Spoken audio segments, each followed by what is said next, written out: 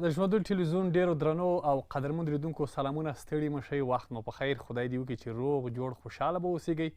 دغه یوه اونۍ به مو په خوښۍ او خوشحالۍ سره تېره کړې وي. قدرمن لیدونکو، ژوندون میلمه خپرونه ده، نو تاسو ته یو ځل بیا ښه راغلاست وایم. په نن ژوندون میلمه خپرونه کې راسره بیا هم یو دروند شخصیت میلمه ده. تاسو د هغوی خپرونې لیدلې دي، هغوی مو په خپرونو کې څارلي دي، نو بیا په رسنیو کې دوی هم ډېر زیات مشهوره دي. د دوی بحثونه به تاسو لیدلي وي.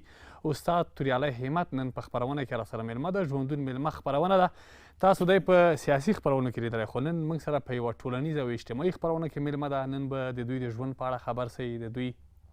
کوم کارونه چې کړي دي هغوی په اړه به هم راسره خبر سئ. جالبې خاطرې به هم ترې نه اورو، پوښتنې به ترې نه کوو. ډېر زیاته مننه کوو چې وخت راکړی. همت صاحب ستړي مه شئ، وخت مو په خیر. استاد که راته وایي چې تاسو د افغانستان د کوم ولایت سره تړاو لرئ، د افغانستان د کوم ولایت یاستئ؟ بسم الله الرحمن الرحیم. محترم بشیر اتل صاحب، زه تا ته او د ژوندون میلمه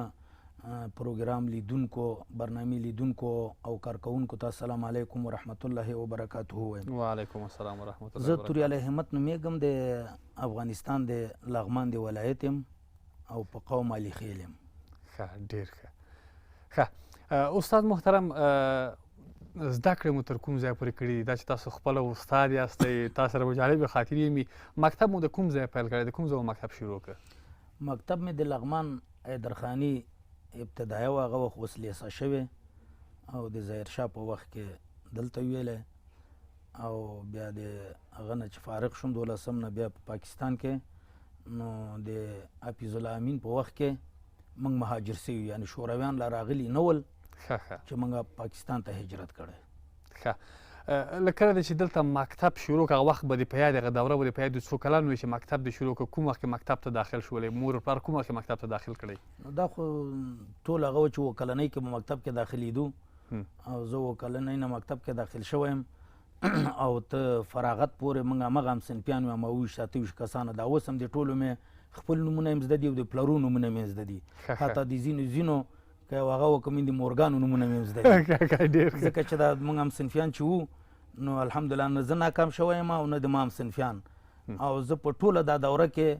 2م نمره وم. اول نمره ځکه نه کېدم چې هلته یو ځوان و احمد الله نومېده، الله دې اوس صحت ورکړي، مریض شوی. امین. نو استادانو به ویل چې د موږ لار په د هغو باندې د اکثره استادان د موږ طرف ول، نو موږ نسو کولی چې تا ته هغه وکړو. اکثره به د موږ لمبر یو شی وی، کله به چې قرعه کشي کوله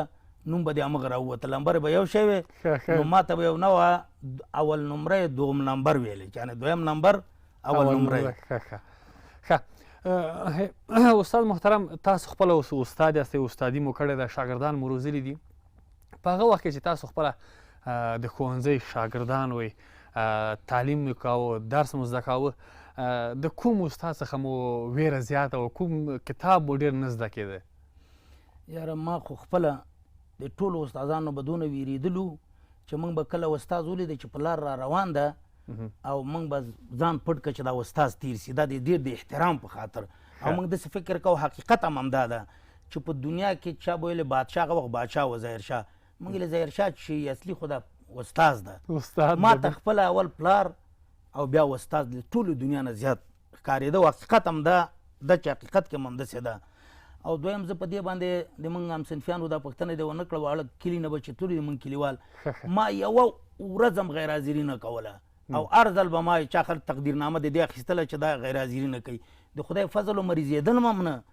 نو غیر حاضري د موږ کلیوال به پټېدل، مۍ به یې پټولې، دوهۍ به یې کوله، جوار به یې کول، کلخي ورته وایي، کچالو به یې هغه کول، بیا به یې کلخي کوله. خو ما ته به یې چې کوله، ما ته به یې راوړل چې ته به د موږ حل نه وایې د موږ کورنیو ته، او کاول په زور به یې سارولم، خو زه به نه بیا به ویل چې یو کار به کوې، تا ته هم کچالو درکو، هم جوار درکو پاخه شوي، هم مۍ درکو، خو ته به د موږ حل نه وایې. هغه ظالمانو به هلته یا قطعې کولې، یا به اوس مې زړه پې درد کوي، اکثره څوک ډریوران دي، څوک بیچارهګان هغه دي، دا ما کلیوال هم صنفیان مې نه، هم صنفیان مې ښه خلک ول. نو اکثره د موږ د کلي دغسې ځوانانو قمار به یې وهه، څه به یې کوه، سګرټ به یې وهل او څه به یې کول. نو زه خپل هم د خدای نه ډېر راضي یم، باید د ملت ته تاسې د هغه نه هغه کومه چې ځوانان وړو باندې هغه مه راوړئ. موږ ته یو میلمه راغلی و د موږ کور ته، الحمدلله موږ په هغې کې څوک نه نسوار کوي نه سګرټ، نو ما ته یې ویل نسوار راوړه. زه چې لاړم نسوار مې ورته راوړو خلاص نسوار ول نو ما دا به ښه شي چې دا مشر سړی دی او دی غواړي ښه غټه ګیرې هم وه هغه نسوار مې له شونډو کې واچوا مې چول او بیهوشه کړی وم همالته پروت وم بیا موږ یو تره زوی و نورخان نوم یې د هغه راغی چې راجګې کړم نو زیاتي زه لږ هغه اوبه اوبه راغڅ نو بیهوشه سوی وم نو بیا مې توبه وکړله چې له دې وروسته به زه نه نسوار کوم او سګرټ به موږ کله کله یو استاد به چې داسې روان وي د موږ یو استاد و سپین غر نومېده خدای دې وبخي سن کې هم راته دا کیټو سګرټ به وهل بیا به چې هغه سن نه ووته دا کیټو هغه به هلته اچوه کیټو لږ به موږ به څو کسان وو په هغه جنګ و یو به راخیسته چې والا بیا به موږ دویم ځل کوم استاد به چې هغه و هغه به تاخره و موږ ویلې دا څونه بېکاره سړی د تاخره پورې دا سګرټ وهي لږ خو د موږ لپاره پرېږده که نه او هلته بیا فلټر والا به چې کوم واخو به ډېر هغه و نو دماغ غوښتنه له هغو نه دا ده له ټول ولس نه خصوصا چې استازي اول د دغه سګرټو نسوار نه کوي که بیا یې کوي پټ دی کوي داسې پټ دی کوي لکه نور کوم هغه چې هغه یعنې ګناه دی ورته په سترګه وګوري ځکه چې دا شاګردان بیا له ده نه هغه اخلي نو موږ به ځکه دا سګرټ وهل چې ولا دا ښه شی ده ځکه سپین غر استازي وهي نو ځکه به هم نسوار ځینو کول چې ولا دا پلانی استازي کوي نو دغه نه د ما هیله دا ده له استادانو چې اول نسوار پرېږدي او له مشرانو نه که خپله نسواري سګرټي په زوی او په وراره او په خورایي او په ماشومانو دی له دوکان نه نسوار او سګرټ نه راوړي. استاد محترم مکتب دوره ډیره خوندوره دوره وي که نه ډیره جالبه دوره هغه دوره چې هر چا د ورپه یادېږي هغه د ځوانۍ وخت هغه د شوخۍ وخت په هغه وخت کې شوخ وي که آرام وي؟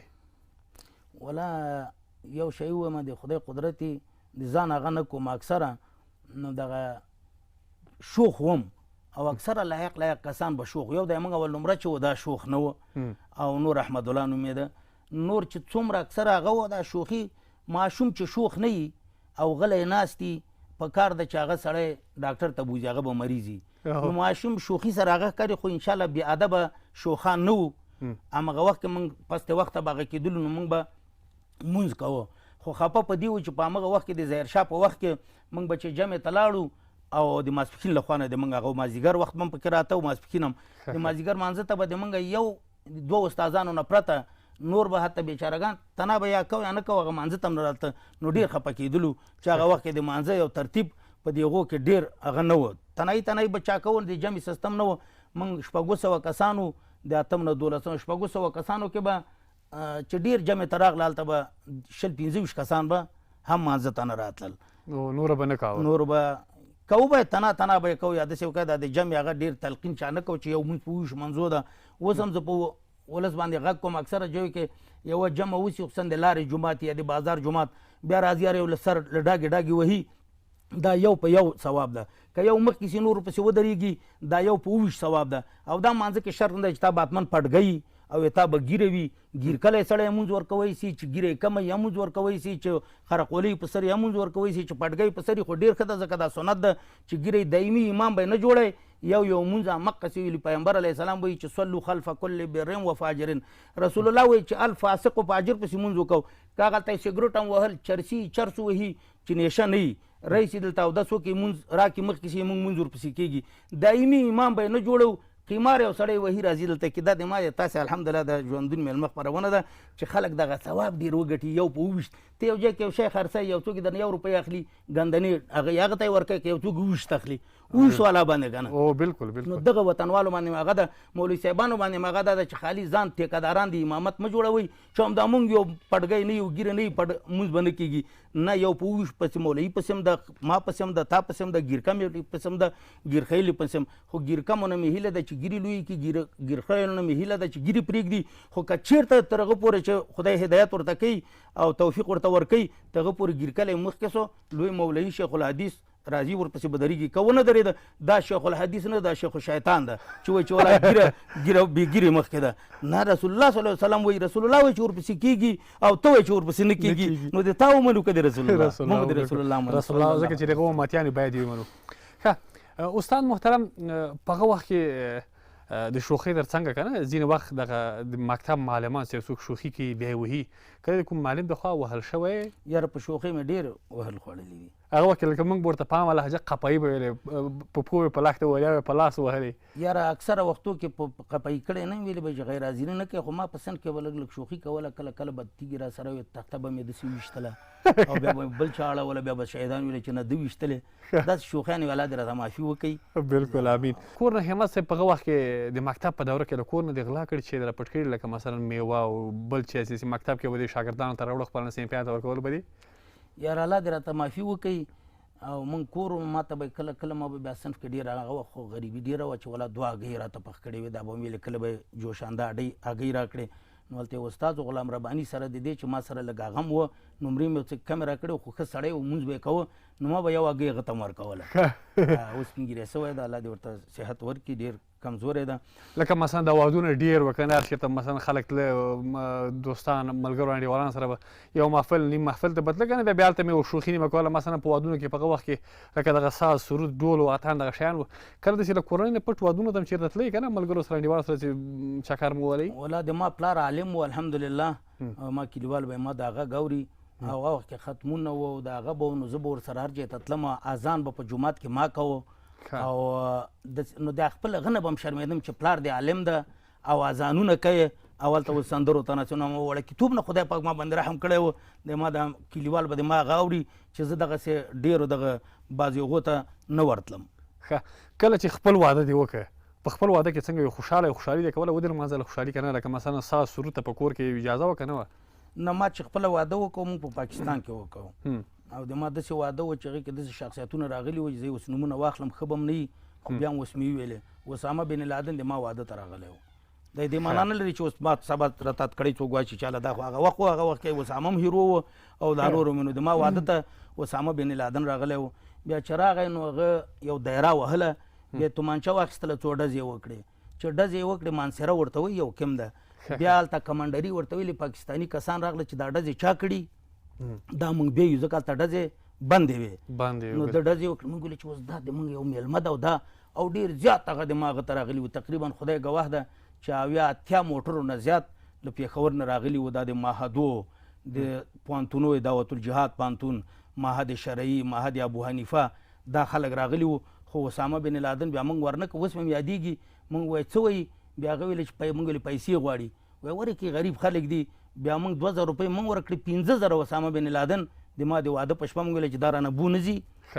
هغو ته یې ورکړه کمانډري والا ورته او د مانسرې. لکه هغه اسامه بن لادن ستاسو ملګری و، انډیوال دی و؟ بالکل، دا د ما نه د ټولو افغانانو انډیوال و، دا جهاد لپاره راغلی و، روسان دلته راغلي وو، وارسا پاک دلته راغلی و، هغوی بالکل د خپل د هغه نه راغله. پرون یو برنامه کې چا سره ویلې چې زندان نه راغی، دلته درو مال ته ونه ویلې برنامه یې خرابېدله، مال هغه زندان کې نه و، هغه په پوهنتون د انجینرۍ کې و، د سعودي نه د ډېرې لویې کورنۍ وې، هر 10 موټر به چې تېرېدل یو ضرور د بن لادن د دوبه و. دا بیت الله شریف او مسجد نبوي او مسجد حرام چې دا موږ ورته قبله د مونځ کوو، د ده کارکوونکي پارشا به هم لیکلي وو په مخ او چې دا بن لادن کمپني او په سعودي کې په هر 10 موټرو کې به یو تېرېده و، هغه د خپل مار سره او د څه سره جهاد ته دلته راغلی و. زه یې وړه خاطره بله هم وایم چې موږ په میرامشاه کې وو او شیر محمد حاجي اوس به هم خلک د صالح خان زوی ده، اوس هم شته او دی موږ سره و، نو اسامه هلته جهاد ته لاړه 1915 و، دا شورویانو قوه راغلې وه، ډېر زیات خوست ته تېرېده، څټو کنډو کې ډېر سخت جنګ و. بیا موږ چې لاړو جلیل الدین حقاني د دې خلیفه صاحب پلار و سرانه یو مرکز والته هم ولیده، بیا موږ اسامه دي بیا هغه ته څه پیسې ورکړې، نورو ته هم، خو ما ته پیسې راکړې چې ته ورسه دا بنینو جمپرو بوټو دا واخله. موږ چې لاړو نو $1.5 لک هغه وخت کې $1 په 19 پاکستاني کالدار و، اوس 300 کالدارې ده، $1 19 پاکستاني کېده. نو موږ هغه 1 لک هغه واخیستلې، 1,20,000 هغه هم واخیستل چې هغه 20 لکه که څونه کالدارې سولې، نو هغه باندې موږ سودا کوله. هلته به یو بوټ په 70 روپۍ و، یو جمپر ښه جمپر به په 80 روپۍ و. نو موږ چې واخیسته ما ورته ویلې چې اوس اسامه تا څه کوې؟ ما ته ویلې مالې بې پیسو نه سې، ما ته ویلې د ما 50 ورونه دي او 30 که 30 مې خویندې دي، دغه پیسې چې دا تا ته ما درکړې، دا 5 برخو کې یوه برخه د ما د یوې خور دي چې ناسکه خور مې ده او خاوند د پیلټ و، او ده ما ته د خپل د هغه نه راکړي. نو ما ټول ورونه هم چانده کړی، موږ یو ډېرې د مالداره کورنۍ یو. د هسې اوس د خلکو خبرې دي چې هله امریکا راوسته، چې امریکا راوسته بیا امریکا ولې شهیدوه ولې وژه، دا د خپل د مسؤلیت د جهاد په خاطر دلته راغلی و. نو د ما ښه ملګری و، اول چې راغی حتی یو ځل مې یادېږي چې ته په دسترخوان ناست و ده ویل یا عرب معنا دا چې عربو راټول سئ ډوډۍ وخت و زه هغه نه ما ته ویلې چې یا قایدي یا د ما قومندان راوړاندې سه ډوډۍ ته نو ما ورته ویلې تا صرف ویلې چې یا عربانو رئیسي ما ته ویل لا تعرف ته نه پوهېږي عرب جماعت ته ویل یعنې جماعت ته یې ټوله راوړنو بیا هغه نه وروسته زه ورته وړاندې شوم او خدای ګواه ده چې ما به یو